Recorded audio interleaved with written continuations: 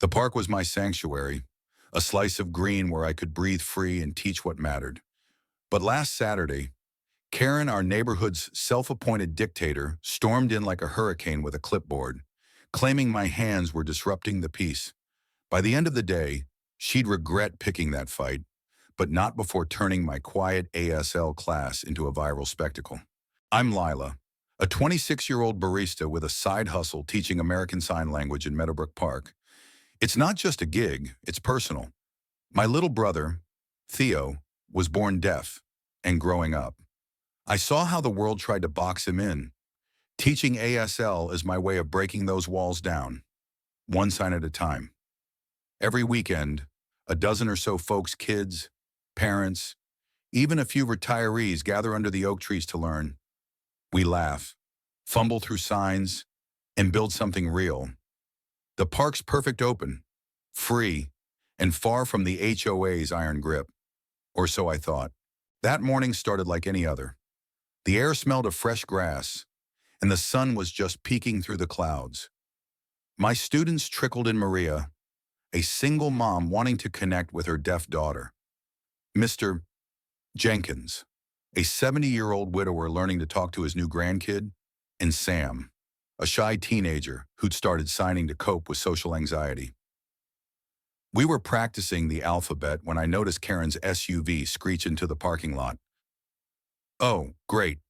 Karen, the HOA president, was Meadowbrook's unofficial sheriff, 50-ish, bleach blonde bob, always clutching her precious rule book like it was the Bible. She'd once fined my neighbor for planting unauthorized daisies. Daisies? Karen marched across the grass, her heels sinking with every step. Lila, she barked, loud enough to startle a flock of pigeons. What is this nonsense? She waved at my group, her face redder than her nail polish. I froze mid-sign, my hands hovering. It's an ASL class. Karen, I said, keeping my voice steady. We're learning sign language in a public park. Her eyes narrowed. Not on my watch. Your hand-waving is distracting. People are trying to relax here. I glanced around. The nearest person was a jogger, earbuds in, 100 yards away. Distracting, please. Maria stepped forward, her voice soft but firm. Karen, this class helps my daughter. It's important. Karen scoffed, flipping open her clipboard. Importance doesn't trump rules. Honey, this park isn't your personal classroom. She jabbed a finger at a laminated sheet. HOA Code 17B. No organized activities without prior approval. I bit back a laugh. Karen, this is a public park. The HOA doesn't own it. Her lips pursed like she'd sucked a lemon. I'll have you reported for disturbing the peace. That's when the conflict ignited. Karen wasn't just annoyed.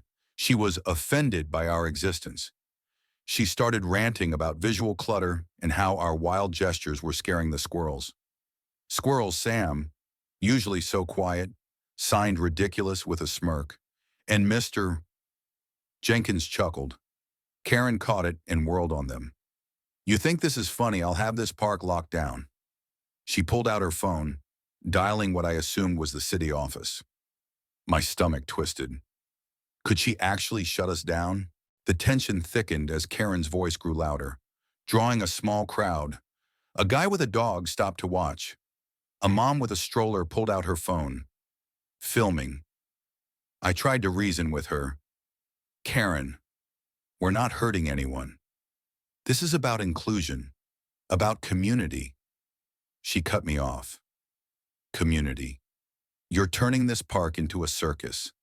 That's when Sam, bless his heart, signed circus with exaggerated flair, and the group burst into nervous laughter. Karen's face went nuclear. She stormed toward our wooden signpost, the one I'd staked in the ground with free ASL classes. All welcome written in chalk. She grabbed it, yanking until it splintered with a crack that echoed like a gunshot.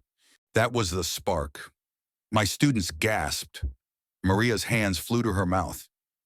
Mr. Jenkins muttered, well, I'll be damned. I stepped forward, Heart pounding. Karen, that's enough. You don't get to destroy things because you're mad. She spun on me, eyes wild. You don't tell me what I can do. I protect this neighborhood.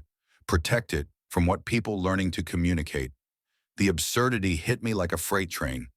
But before I could respond, a new voice cut through the chaos. Karen, what the hell are you doing? It was Mrs. Ortiz, the retired librarian who lived across from me. She was 80 tiny and walked with a cane, but her voice carried the weight of a judge's gavel. I hadn't seen her arrive, but there she was, hobbling across the grass with a fire in her eyes. The crowd parted like she was Moses. Karen froze, clutching the broken signpost. Mrs. Ortiz, this doesn't concern you, she stammered. Oh, it does, Mrs. Ortiz snapped. My grandson's deaf. Lila's classes are a godsend. You're out here acting like a fool, tearing up signs, shame on you. The twist landed like a bombshell. Karen's jaw dropped. The crowd murmured, phone still recording. Mrs. Ortiz wasn't done. I've lived here 40 years. Karen, I've seen HOAs come and go. You don't own this park, and you don't own these people. Back off. Karen's confidence cracked. She mumbled something about standards and procedure, but the fight was draining out of her. My students rallied. Maria signed, "Thank you to Mrs. Ortiz." Sam, bold now, signed, "Go away" at Karen. Even Mr. Jenkins joined in, his shaky hands forming peace. The climax hit when Karen, desperate to save face, doubled down. "I'm calling the police," she shrieked, waving her phone, but the crowd wasn't having it. The dog walker yelled, "Lady, chill out." The mom with the stroller shouted, "Let them learn." Karen's eyes darted, realizing she was outnumbered. Then, in a moment of pure, unhinged glory, she tried to kick the broken signpost into the grass. Her heel caught, and she stumbled, landing butt first in a muddy patch. The crowd erupted, some laughing, some gasping. Her clipboard skidded across the ground, paper scattering like confetti. I could have let it end there, but I didn't. I walked over, picked up the broken sign, and held it high. This is what inclusion looks like. Karen, you can't break that. My students cheered, signing yes and strong.